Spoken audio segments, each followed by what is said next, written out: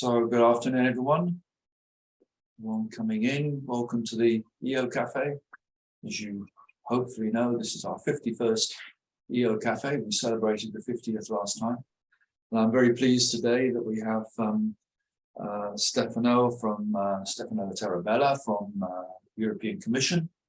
And we're going to be talking about international partnerships. But before we start on that, just to remind you, normal rules apply. Please keep your microphones off unless until I ask you to join in the conversation. You're very welcome to leave your cameras on. We like to see you, and it adds to the ambiance of the cafe. And if you have questions, just pop them into the chat. That lets us see what's coming up and be prepared. But I will invite you to ask the question yourself if we have time, if the subject is right. So, as I said, we have Stefano Tarabella with us, who is the policy officer for digital and space technologies in DG INTPA. INTPA is fairly new. We'll come on to that in a minute. But before talking about INTPA, Stefano, perhaps just say a few words about yourself, just to introduce yourself to people so they know you a little bit better. Sure. Thanks very much, Jeff. And first of all, many thanks for having me. As I already did with you and Natasha, I'll excuse myself with everyone, with all the participants. I'm feeling a bit under the weather today, so my voice is not the best, but I hope you'll be fine. So far, we can't tell, so it's fine. Okay, very good, very good. And I'm very happy to see around the screen some familiar and friendly faces and names. So again, thanks. Thanks for having me. You presented me already very well. I'm a policy officer in DG INTPA. DG INTPA stands for International Partnerships. I'll come to that later. And what I do is I deal with, the full title is Digital for Development, Science, Technology and Innovation. It's a very long title that in good substance means that we deal with all that is digitalization, and we try to streamline that across all of our priorities. What's your background, Stefano? Yeah, this is interesting because my background is not technical at all. Although I deal with space and Earth observation here, I'm not an engineer. I have a background in political science and international relations, and I got lost in space somewhere around 7 years ago now. And I say that because basically I was not working at all in things related to space and Earth observation. Well, when I was in Italy, I was working in the civil protection system, and there we obviously used Copernicus data and information and services, for emergency management and other related things. But then it just I applied for the European Commission, and actually I got selected in this directorate for space policy. Copernicus and defense was called back then. And since then, my career has evolved in space, where I've been doing a bit of everything. I started at the very, very beginning of communication, and then I moved to, a user uptake of Copernicus and space research. I worked in the unit for space research. I worked in the unit for space data. And now, since almost 3 years, I would say, I'm working in DG INTPA, where we work again with space and Earth observation, but this time with third countries, with international partners, and we try really to foster a bit the cooperation with these countries. Okay. But Jeff, the bottom line here is that with the family name that I have, La Tarabella, I could have only ended up working on Earth observation. So, so this was written in the stars to some extent. Well, you could be in Klima or work in climate change, but that's fairly close. Good. I mean, a lot of us get hooked on space, and it's not an unknown characteristic. I won't say illness. That sounds a bit critical.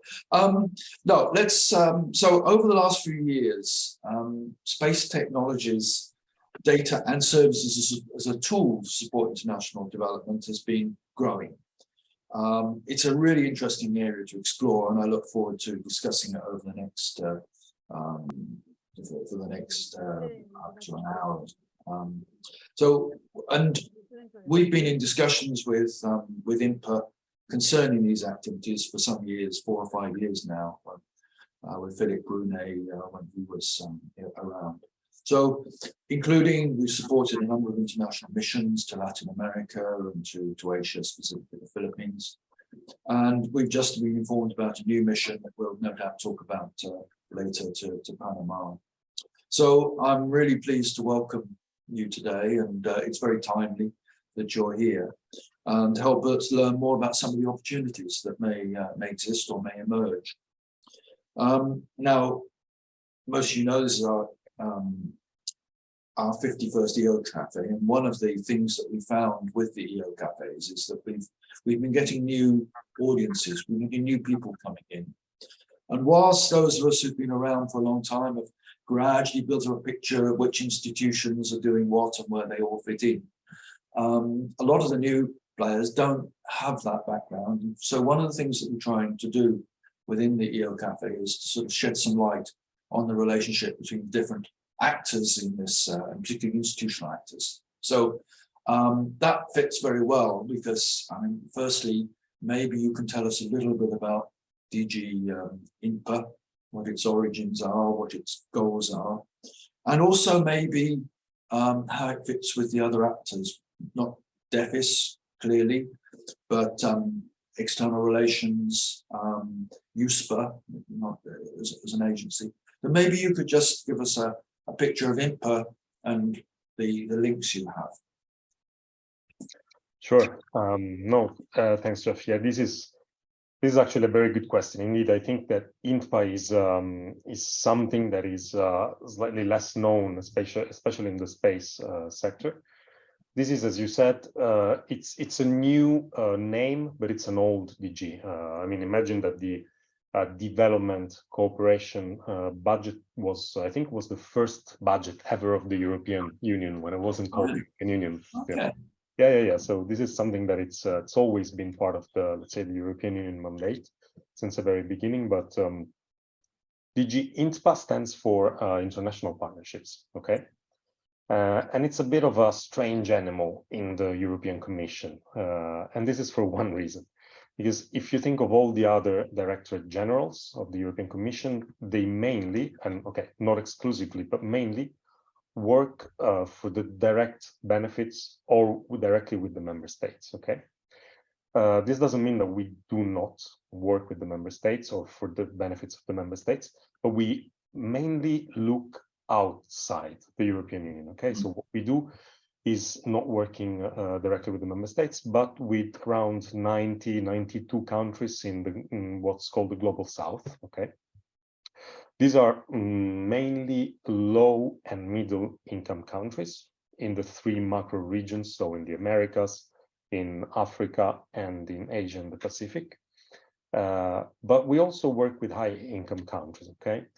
I'll just give you an example. In Latin America, for example, we are working with Chile or with Panama that are not low-income countries, but they have more capacities in the area. Thus, they have a pull factor for other countries that are low-income countries or middle-income countries in the region. So that's why we also work with them, although not for their direct benefits, okay?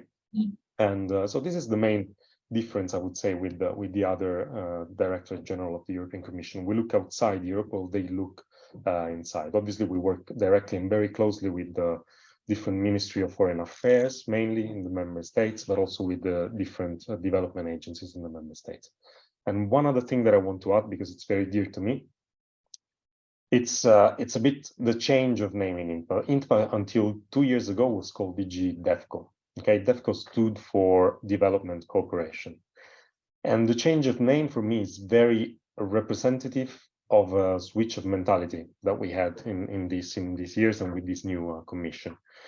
And this switch is that if earlier on we were supporting our partner countries in developing, now what we're doing is trying to set up equal partnerships with our partner countries in the world to achieve together common priorities and actually to find common solutions to global challenges. And this is, I think, a subtle but a very, very important SWIFT that is represented by the change of name.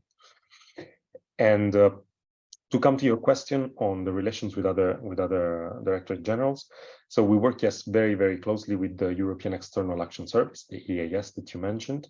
They are a bit the diplomatic arm of the European Commission, and they deal more with the political side of things, while we in DG INTPA, we take more, say, we focus more on the actual action for cooperation and for, you know, partnerships with our partners.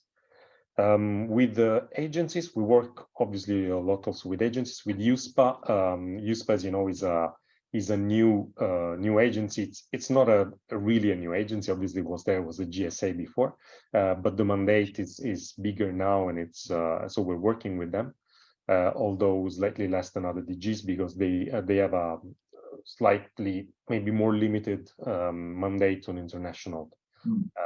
And they're more, you know, on the market development in Europe. So, but surely we are working with them, and we are looking forward to work more.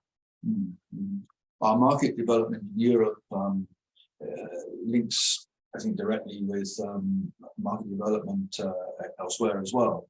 Absolutely. If a service is used, or if a company is trying to sell a service overseas, if it's not used in Europe, it's a hard job. So. You know, there is a direct link there. Do you have? I mean, the External Action Service have the representatives in different countries. Do you have people placed in different countries, or do you work from Brussels outwards? No, exactly. This is a very important point that I actually forgot to mention. We have the European Union delegations. These are, you know, it all affects our European Union embassies that are placed all over the world.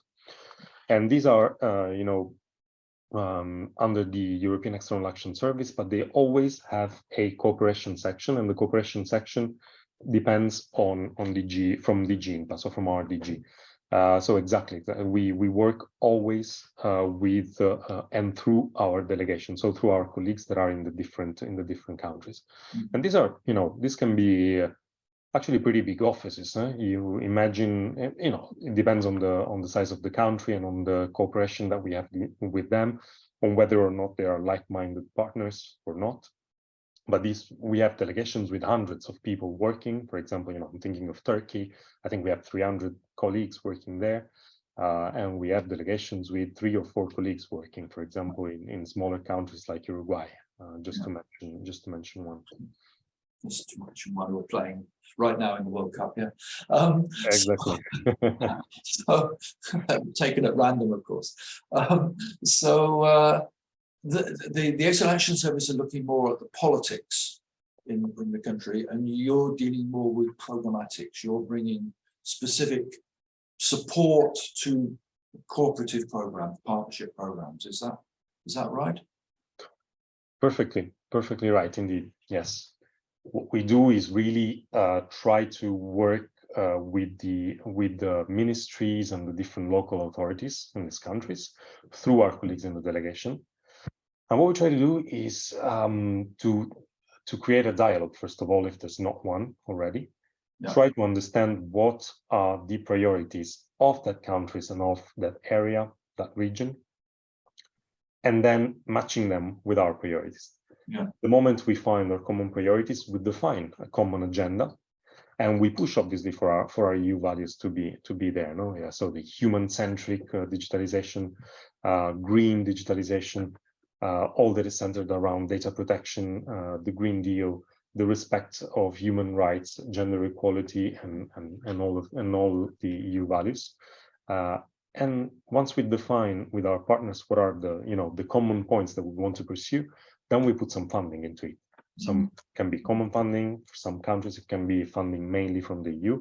In other cases, but then we put some funding on that actions, and we try to pursue that actions. And we do it. It's what we call the programming exercise, and we do it every 7 years. So it goes with the financial cycles of the European Commission. Yeah. We have just finished one in 2021 that will cover from 2021 to 2027, and obviously, there is then room to review these. There's a midterm review of all of these programming exercise. So in case priorities change, or in case we want to put an accent on one actions rather than another, we can review this in 2024. But mainly that's the. So it's a very important point. You're bringing development aid, but it's not just a blank check or meeting the priorities of the local recipient. It's also feeding or reflecting European policy priorities. What would be those main policy drivers? Yeah, absolutely. Exactly. You know, the European Union is not, we're not naive. We're not just, you know, giving development aid. Obviously, we come with our own agenda. Our own agenda is also to push for our standards and hence our industry to be present in these countries. And this is very important. You know, the main policy drivers that we have, and this is again a shift that came with the von der Leyen Commission, are mainly two. Okay, you know that the von der Leyen Commission is structured around 6 main pillars, but the first two are the digital agenda and the Green Deal. And this is what drives a bit our actions, especially the one in our unit and in DG INTPA. And you know, we often talk about twin transition and not about the green transition and the digital transition. And there's a reason for that, because you cannot fully achieve one or the other without the other. And that's where I think Earth observation also comes in, no? Because if you think of the green transition, and if you think of digital one, Earth observation placed itself naturally at the middle of the two. Basically, what it is, Earth observation, and you all know better, a lot better than I do, is that we use digital technologies, we use satellites, we use sensors placed, and scattered all over the world to collect data. We archive, we combine this data, we process them, and we create information and services on that. So, and these information and services are often on, I would say 80% of the times, used for environmental applications, okay? Be it for climate change adaptation and mitigation, disaster risk reduction, agriculture, climate, whatever. So that's why Earth observation comes into the picture. And that's why this is really key for us and really placed in the middle. Okay. How important is Copernicus in that picture? Well, Copernicus obviously is very important, and yeah, I'm drinking my coffee here with you on a Copernicus mug, so I'll always, always have it close to my heart. I told that I worked in the Copernicus unit for 3 years, so, and Copernicus is very important, not just because it's the most advanced Earth observation program system in the world, but also because it, as you all know, it provides a huge amount of data. And what I can say and what I can tell you after finishing this programming exercise, so after talking with all our partners in the world, is that so also outside of Europe, people are starting to realize the value of this data, the value of the fact that these data are out there on a free, full, and open basis. They're actually super interested to know, every time we talk with our colleagues in the delegations, they ask, what is this Copernicus? What can we do with data? Can we monitor these and that? And can we use it for this and that? So I think that there's still a lot of lack of awareness outside of Europe of what Copernicus is, but there's really a growing interest on what can be done with Copernicus, and that's why basically we're trying to streamline this around, in all our priorities, to have and to basically build capacity also around the world for our partners to use this data and to use also European technologies that are that can be used to process this data, to develop applications that are tailored to their needs, because we know that Copernicus has obviously services that cover on a global scale, but we also know that the main attention until now of Copernicus has been on developing services and products for Europe mainly. Okay, we have all the products that have higher resolution are for Europe, or mainly, and they mainly reply to the needs of European users. And what we want to do now is to replicate what has been done in Europe, but also in other regions of the world. And this is, we have a long way to go, starting from the very basics, so awareness, what is Copernicus and what can be done, but also with all the rest of the value chain. So I think there's a lot of work to do. Very interesting days ahead, and that's why also I was very happy to be invited today and to be able also to present this point to all of your members and the people interested. I agree entirely with what you say about the need to raise the awareness and the lack of awareness of the program and what can be done, what can be offered. I think that's true in Europe as well as outside. But we have a lot of Earth members on the call today who are offering services which are not directly part of Copernicus. Some of the data suppliers may fit in through the contributing missions, some of them may not. And just want to understand that they can also form part of this activity. So it's not just about Copernicus. If you're meeting in a country and there's a need for high resolution land mapping or emergency response services, the commercial suppliers are also part of that picture. Just to please, if we can reassure them that that's the case.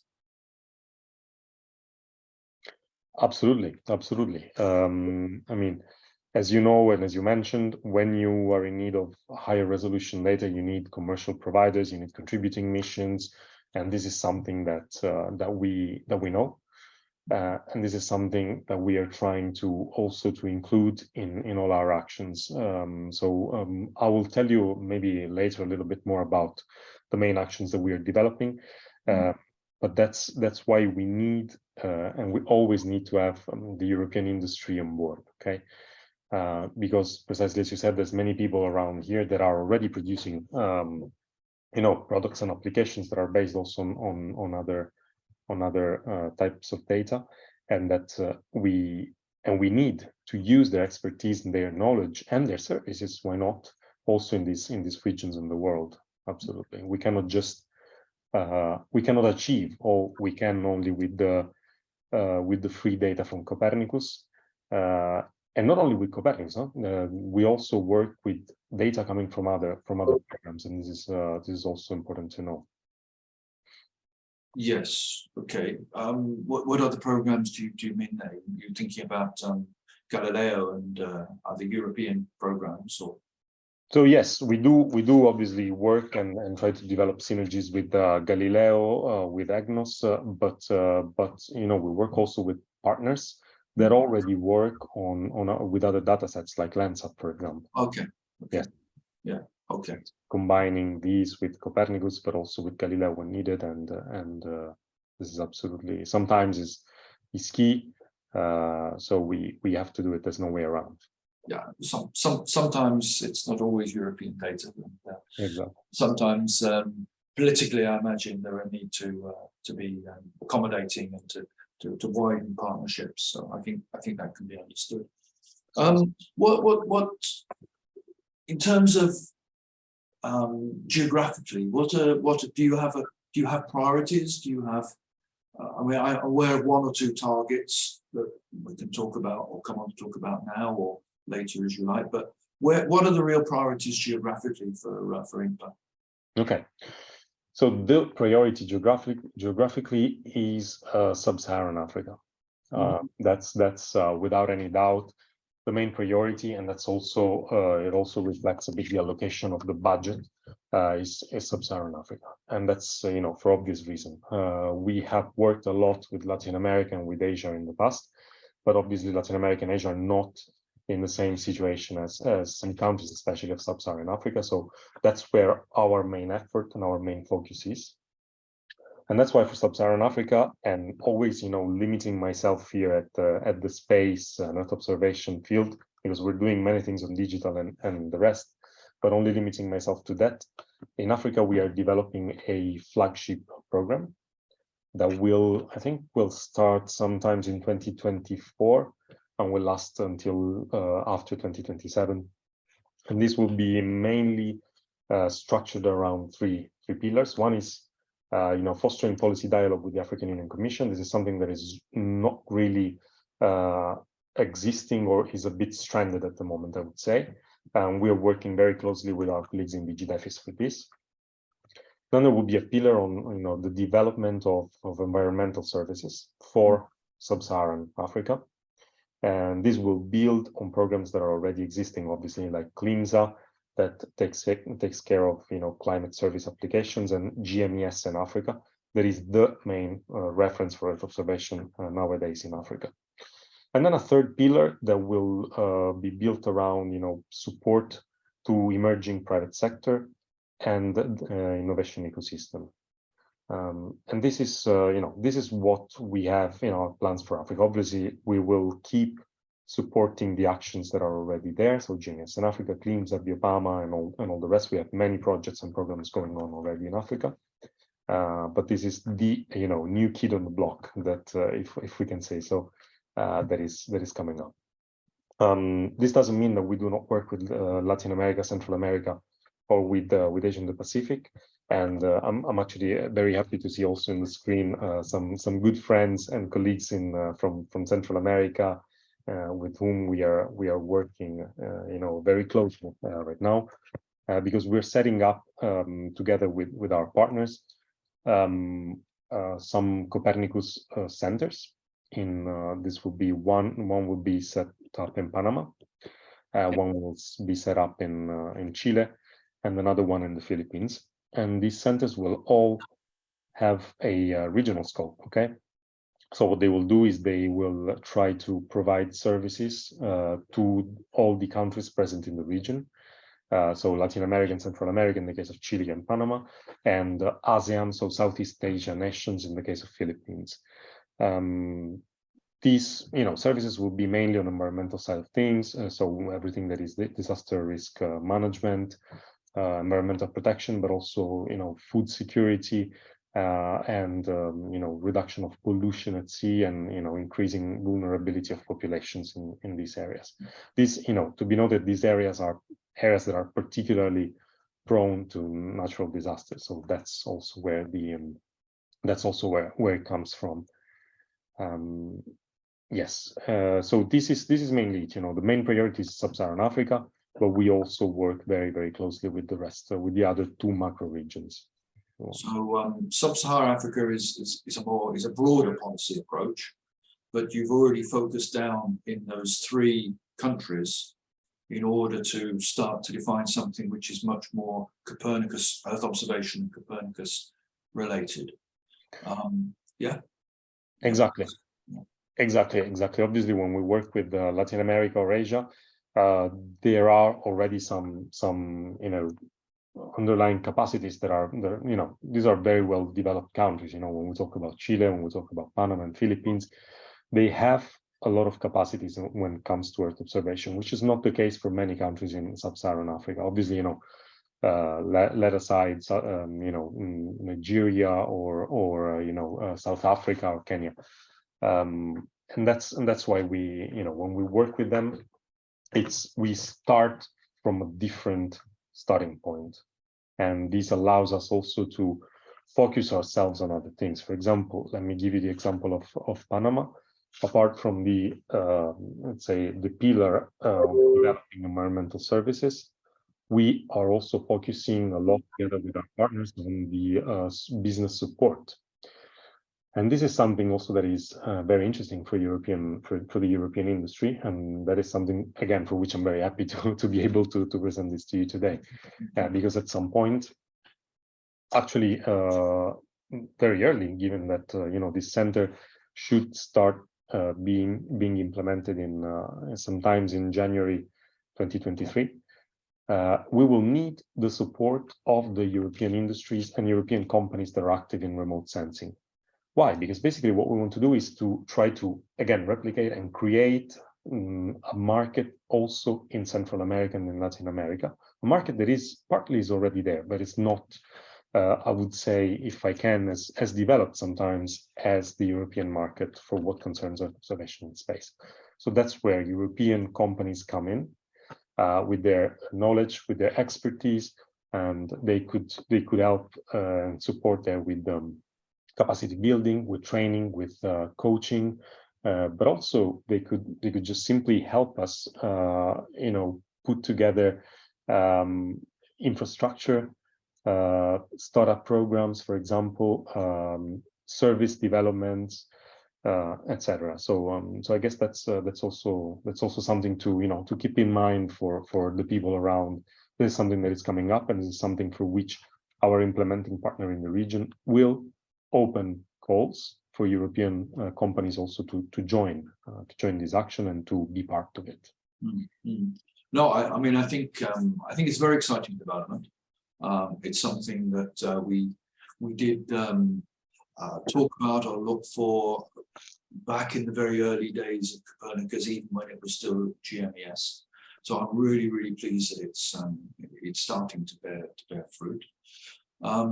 We've been invited to join you, or your delegation going to Panama in 2 weeks' time. We've extended the invitation to ERSK members to join that. Right. And ERSK will definitely support and represent the members for that meeting. Is there anything specific, or any specific messages you want to give around that?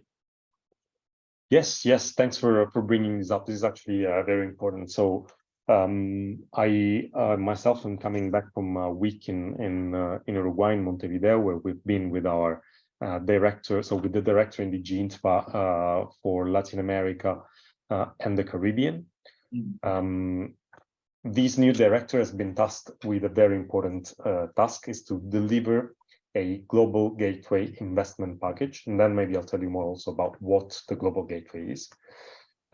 This means that basically he's been tasked by our president to bring together member states, the European Union, but also the private sector, banks, companies, etc., to provide investments in a particular area, and specifically in infrastructure, I would say, with a big emphasis, obviously, on digital and on space as well, And what this director will do is that now he will go to Panama as well on the 6th and 7th of December, and to basically talk with the local private sector and try to bring together the local private sector and the European one to start discussions on how we can deliver this, how we can join forces, and what are the opportunities that we cannot miss.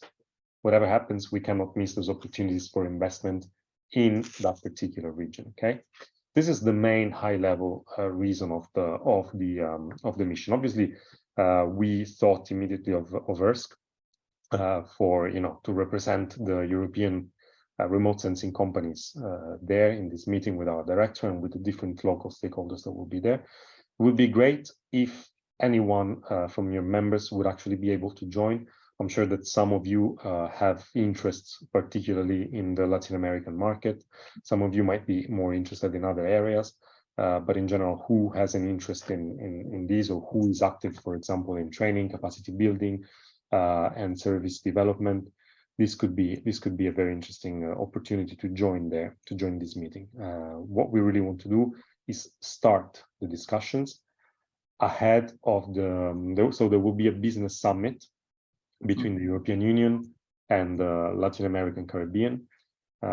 This business summit will see the participation at ministerial level also, and this will be in July 2023. And what we want to do is really prepare the ground for that business summit to happen. This is very important because it's almost 8 years that we have no business summit with Latin America. So we really want to have as a deliverable of this summit in mid 2023 a good investment package together with our partners in Latin America. Very, very interesting, and so look forward to hearing more about that in due course.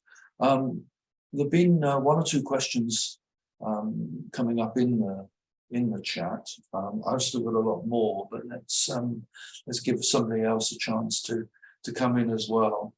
Giovanni, I think, was the first who wants to know whether we can expand Copernicus, sort of the functions of Copernicus as well. So there's a dynamic purchasing. I think he means DPS, dynamic purchasing scheme, for contributions to Copernicus. Giovanni, you want to explain the question? Oh, yes. Recently, ERSC promoted the adoption of a dynamic purchase system in support of research activities, and is a very effective way to address the very fragmented world of Earth observation downstream service application. And having a specific activity, for example, toward development country based on this kind of system can be a way to easy the contact between demand and supply of this kind of service. I don't know if Stefano, you are aware about these two services recently developed. Giovanni, thanks very much for the question. So no, I have to ask you to help me out here. I don't know the details of the dynamic purchasing system. I mean, the name kind of is, it looks like being self-explanatory, but instead of saying something stupid, I'll ask Jack for yourself to. No, it's something that's come out of a project that DG Connect launched, a research project called OCRA, which was about providing cloud services and EO services to researchers.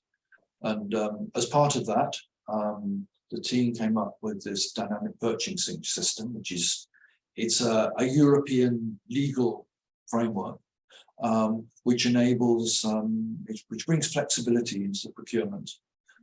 And just 2 weeks ago, 3 weeks ago, in that sort of order, a month ago, this was announced as being introduced for Copernicus, for data to be supplied into the contributing mission, so the CCM, the data purchase that ESA makes on behalf of Copernicus. And it brings the possibility of much more flexible procurement mechanisms. So it's new. It proved very, very difficult under OCRA. Largely because of VAT rules in Europe. ESA as the procurement body may well be able to avoid that. But I think it's something that would be very interesting to explore on whether, if there's a need for commercial data into particular partnership activities, whether that could be handled in a similar way, or even through the Copernicus scheme, maybe as sort of a parallel scheme. So I think it's worth exploring. Geoff, if may add, is interesting because it's not only about data, but also about end-to-end service. Yeah. And this is even more important in the case, for example, of established cooperation with developing countries in having, for example, a startup localized there that use the data provided from a new space company in Europe. Yeah. No, thanks for picking me up on that, Giovanni. You're absolutely right. And the OCRA scheme was about services, not data. So, but it's a very interesting mechanism. No, thanks very much. Indeed, it's very interesting and definitely something worth looking into for our actions. But what I can already tell you is that I think this will be. I mean, I cannot tell you 100%, but I think this will be a part of it. Just because imagine that our implementing partner, both in Panama and in the Philippines, will be ESA, will be the European Space Agency. So what it means is that we delegate our budget to them, and they will then open, procurement. And so I guess that they will be able to use this new scheme, this new system for procurement. Okay. I was going to ask you about the relationship with ESA as well. Dietrich Heinz. Dietrich has a question about sort of partners on a regional basis. Dietrich, do you want to explain a bit better? Yes, the idea behind was you were saying you have this regional focus on sub-Saharan Africa, and I was wondering a bit, is it not as well a focus on certain organizations who have maybe the same focus because of, sometimes maybe there's lacking infrastructure in those countries and it's not so easy to set up a scheme where you have a monitoring on a broad scale? Absolutely. No, indeed, absolutely. When we will work on sub-Saharan Africa is a very big region and a complex one, obviously. So we need to rely on regional organizations that we already worked with. Normally, we rely on first of all, our main counterpart is the African Union Commission, so the main regional organization. But obviously, when it comes to more technical topics like this one, we rely on different centers of excellence that are already present on a sub-regional level. So there are 5 or 6, West Africa, South, Central Africa, North Africa, etc. And we work with them. These are both, for example, regional climate centers or centers of excellence that are active in different fields of science, technology, and innovation value chain. So absolutely, we do not do this directly, but we do this through this cooperation with these regional organizations that help us also having a better and more tailored impact in the different sub-regions in sub-Saharan Africa. We do not know exactly the exact terms of our cooperation with these different partners, because we are designing now the flagship program in Africa. And so now we are in the phase in which we're engaging with all of these partners. We're discussing with them, we're trying to understand common priorities, defining the agenda, but definitely we will work with and through them, and we'll deliver this flagship. Okay. Gabriel Pavero is asking about Copernicus centers outside the EU. I'm not quite sure exactly what he means by that. Gabriel, could you want to explain? Yeah, mainly I was just interested in finding additional information on this kind of centers. So if there is something in some website or whatever, this was just a simple question. Yes. So there is nothing much on the internet yet for a simple reason, that these are actions that have been approved last year, and that we are yet to sign the contract. Actually, the contract with Visa for the Panama Center will be signed on the 2nd of December. And actually in December, we'll sign all of the contracts for Chile, Panama, and the Philippines, which means that the implementation will start in January 2023. And that's why there's formally nothing yet, but there will be a lot of publications later on in January and February. Actually, about Panama, we have had a series of political declarations from the presidency of Panama, from our high representative, Vice President Borrell. So if you look it up on the internet, Copernicus Panama, you will find actually some material, not specifically on the architecture of the center and on what we will do, but on the high-level political intentions, and so basically the scene setter for this center to become reality. Now, if you want, I can give you a bit of information, because the actions are in a way similar to one another, because what we try to do is always structure these around 3 to 4 pillars, and one is so the whole action is, one pillar is to really foster dialogue and awareness. So what we do with these centers is we use them also as facility to put together the different representatives from the different governments and different ministries and local authorities that will be involved in the operation of the centers, and make them talk with us to basically define together the priorities for defining the new products to be developed. This is one, in a nutshell, one pillar. The second pillar is obviously then developing these services based on this collection of user requirements. And this is something that we do through ESA or through our local implementing partner, and obviously where the help of the European companies will be highly needed and highly appreciated. And then there's always a pillar that is about the development actually of support business support programs, be it for startups, be it for small and medium enterprises. But we will set up some incubation schemes, some acceleration programs. We will, set up some kind of prize or awards for the most successful companies. A bit on the same wave of what we have done in Europe with the Copernicus Startup Program and with Cassini. So this is something where we will also be working with our colleagues in DG DEFIS and most probably with the USPA to help us also build this and with the European companies. Sounds complicated, and I wanted to throw another sort of hat into the ring as well, because there's the Copernicus Relay Network, which I know there's a relay in Chile. I don't know about Panama and Philippines. So I guess that also is a tool that could be used in some way as well. Is that thought about? Or? Definitely, Jeff, definitely. I mean, the Copernicus relays and the Academy are also very dear to me because they were launched when I was still in that unit. So I followed them for a while. And indeed, now we have also in Central America, we have actually a very big consortium that is led by SICA. SICA is the Central American Integration Secretariat. And they have, I think, more than 20 members now from all Central America that are part of the Copernicus Academy. As you mentioned, in Chile, there's a Copernicus Relay, and in the Philippines, I might be wrong, but I think as well, there's one as well. And they will absolutely be part of it. The whole networking with these and using the expertise and the knowledge of these people and of these organizations that are already present in the area and that are already familiar with Copernicus and using Copernicus will be absolutely key. So yeah. will not. There's no way around them. I know you're very pressed for time.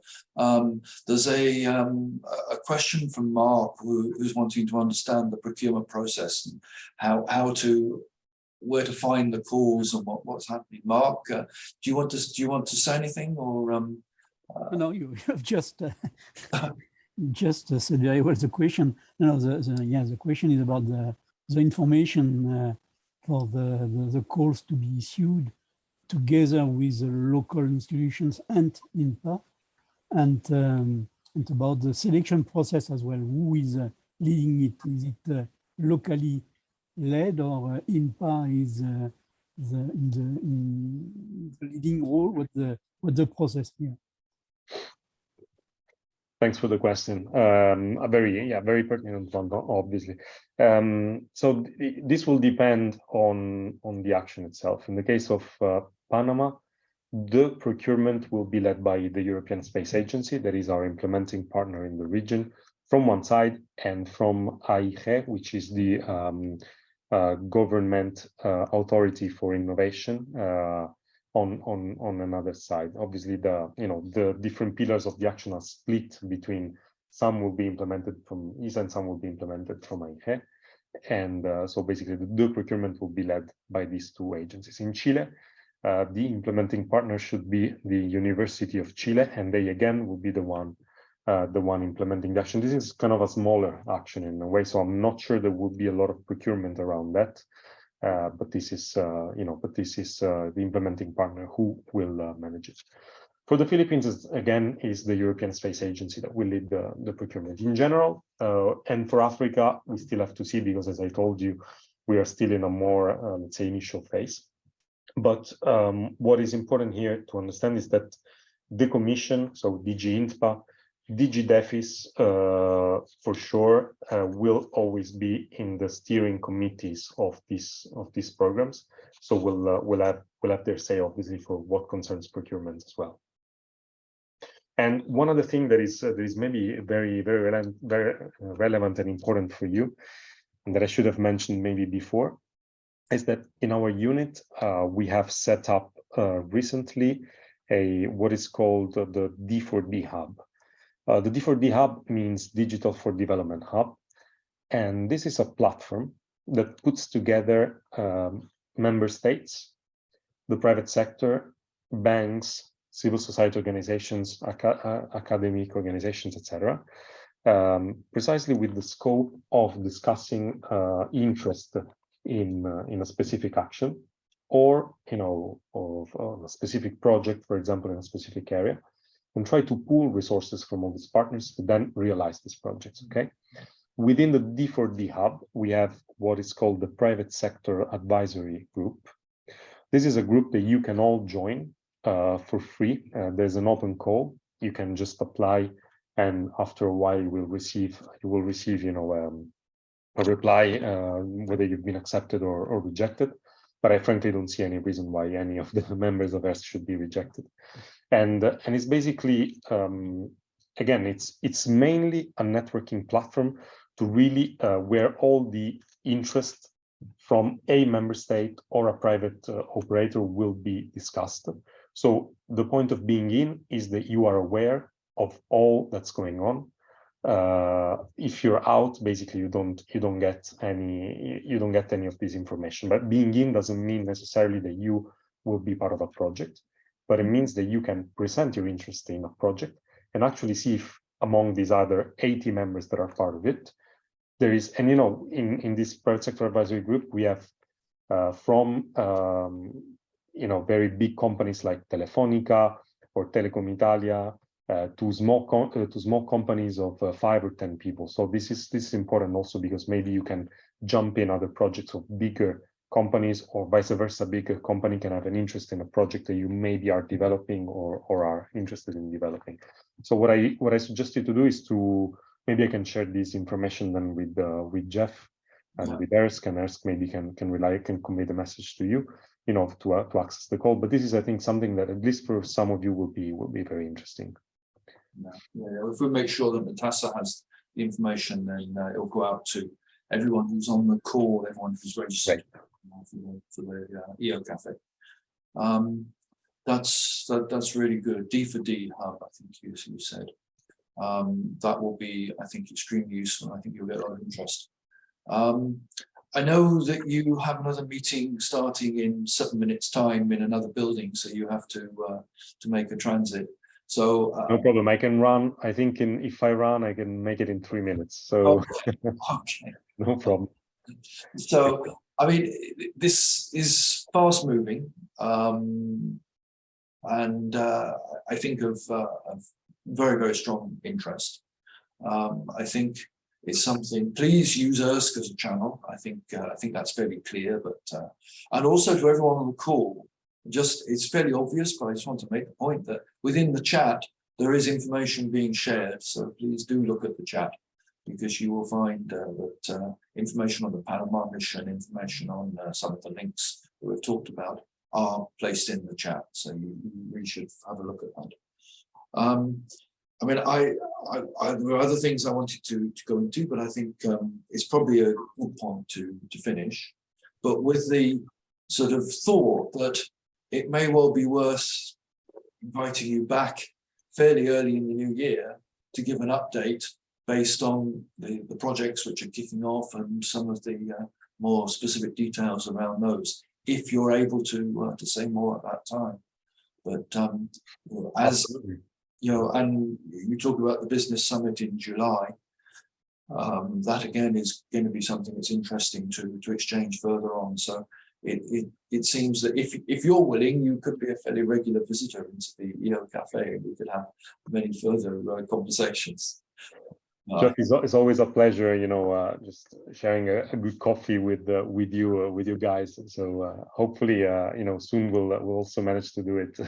The idea at the beginning of all this was that we were actually going to have physical sort of cafe meetings and probably breakfast meetings, but then COVID struck, so that blew that out of the window, and we said, okay, well, let's have virtual meetings, and that's where the EOcafe was born, as a way for people to stay in contact. And that was over 2.5 years ago, and now this is the 51st EOcafe. We never expected it to go so far. That's a very great format. I like it, and with pleasure. I mean, I'll be very, very happy to join again. March could be a good time because it's when we will launch the EU Latin American Caribbean Digital Alliance. Mhm. That would be the second step towards the business summit. So that would be, I think, a good moment maybe to give you an update on this, and maybe to bring on also our partners from the local, from Panama, from Chile, and to participate and speak in, to foster a bit this dialogue that hopefully will start already on the 6th of December, on the 7th of December, for what concerns Panama.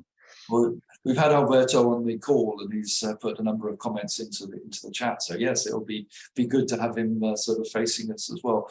So we'll pencil that in for March. Then that sounds really good.